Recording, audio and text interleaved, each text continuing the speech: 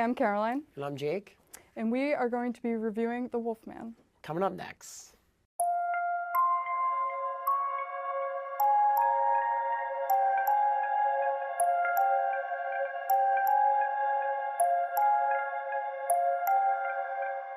The Wolfman follows a family. It follows a father going back home after his father has passed away, and he goes there with his new family to gather his belongings, and then he gets bitten by a werewolf.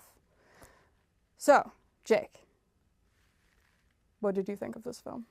I thought it was pretty good. I have no major complaints, but nothing major to really say about that. I know you're really the horror fan, so I'm more intrigued to hear what you have to say about this. Yeah. So this film was directed by Leigh Whannell, who also directed 2020's The Invisible Man, which I think is very important context because that's also a modern version of a Universal monster film. He also made Saw, which is one of my favorite movies, which is why the shirt. Because of that, I think that this film kind of is in conversation with The Invisible Man, and we've both seen that movie in a way that film is about the titular character as an allegory for abuse, and then in domestic abuse. And then this film, I think, is an allegory for basically genetics and how anger and negative traits from your parents can pass down and affect you. And I think that that's just really cool. Which one did you think was better, from Invisible Man or The Wolfman? I rewatched The Invisible Man last night, and I will say that one was probably better. I've seen them both now twice. Yeah, I think I have to agree with that. Yeah, just The Invisible Man, although it came out in 2020, which was a really not very good year for movies for obvious reasons. Yeah. It was a pretty solid horror movie, and I think it was a good retelling of the old story. It was a very good modernization. And I watched the original Wolfman film, 1941. How does it compare? They're completely different. Calling it a remake, I think, is kind of doing it a disservice. It just feels like another interpretation of the same idea of a wolf, part man. Because he's not fully a werewolf. He definitely is not fully a He's werewolf. not fully a werewolf, which I think goes to one of our biggest, or at least one of my biggest critiques, which is the fact that this man did not have any hair on him. There's a scene of his human hair falling off, but I would have liked him to be as wonderful and full of fur, like Lon Chaney Jr. was in Wolfman. I do think the other wolf we see, who, spoiler alert, big plot twist, was the guy's father. Shocker. Whoa. It was so easy to predict. But that wolf actually was pretty hairy, and so I was kind of confused on why one looks one way and one looks the other, because, like we said, the main guy, very, very bald and hairless, and he had wolf-like traits, he had the sharp teeth, he had the claws, he acted like an animal. Besides that, he did not look like a wolf. Yeah. And then the one time where he does run on all fours, he's put in that situation because he's forced to via a Saw reference, I might add. His foot is stuck in a bear trap and then it comes off, so he has to run on all fours, and I just think that that's really fun. That was a crazy moment towards the end when it's because the whole thing is, going into the movie, you think that the Wolfman, the one that we follow in the movie, is going to end up being the villain, the antagonist. Where they kind of show that the entire time, and then he fights his father, and then it's at the point at the end where he basically begs his family to kill him, which was a very well done moment, I think. It was very emotional.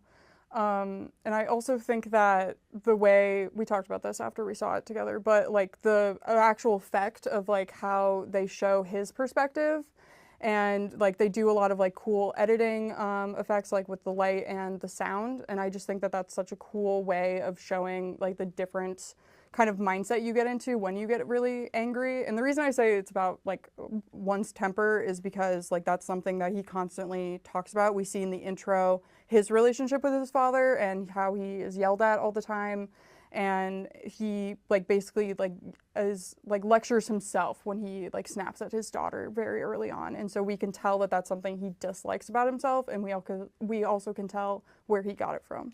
Well, I think one thing that we haven't really talked about much is the daughter. The daughter is a very important part to the story because it's kind of his anchor back to humanity. And obviously, he doesn't turn back into a human by the end of the movie, but it's what restrains him from really going full werewolf and going on a full tear and become what his father was. Yeah, and I think Christopher Abbott does a good job, the actor, like portraying that. And I think Julia Gardner, who played the wife, I think even does a better job of like the emotional distress of knowing who this person is but not recognizing them. Like that's horrifying. And the fact that they are so isolated in the middle of nowhere. No car works, no electricity works, no nothing. Like it's just the three of them. And I think that's also part of the reason I think that The Invisible Man is slightly better, just because it just feels more well-rounded and more complete. There's more stuff that goes on in The Invisible Man. I think Wolfman is a very simple movie in the way it works. It's just very basic story. I will say, commenting on what you said, the way they showed his perspective I thought was really good. They did this weird thing with the lighting where like from the wife's perspective where it was just like dark and stuff, you could actually see in the dark from his perspective. It was like blue, eyes were glowing, it was super cool. And you also heard the like mumbling that he heard, which showed that he couldn't fully understand what she was saying and he was clearly changing, which I also want to bring up. One part from the trailer that I thought really was like going to be a cool part was when he writes down on the pen, like with the pen, like changing question mark. He doesn't write that. He writes dying. Yes, I know. It's a different part from the trailer. He doesn't do that. I caught that because I was looking for that part. But yeah, anything else you want to talk about? The kills. Kind of, I expected more. I don't know. I mean, there's not many characters in this movie in Yeah, general that's be killed.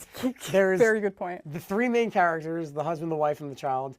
There's the other wolf, and there's the Guy. neighbor. He's like a neighbor or something. He's a hunter. He knew the main guy's father, and then he basically leads them to their death Basically. and falls out of a truck and gets devoured by the wolfman, and that's all we see of him. He's in like 10 minutes of the movie. Yeah. This is a three-person movie. Yeah, I will say I do love the suddenness of like his death and also just like them going off the cliff in the first place, because it just like I was fully expecting them to have like a happy-go-lucky, you know, packing things montage and then have like weird stuff start happening and then the horror starts, but no, this like movie, and I think that's what Leigh Whannell is kind of known for, that and his like emotional connection to the horror is just like things are going right out of the gate.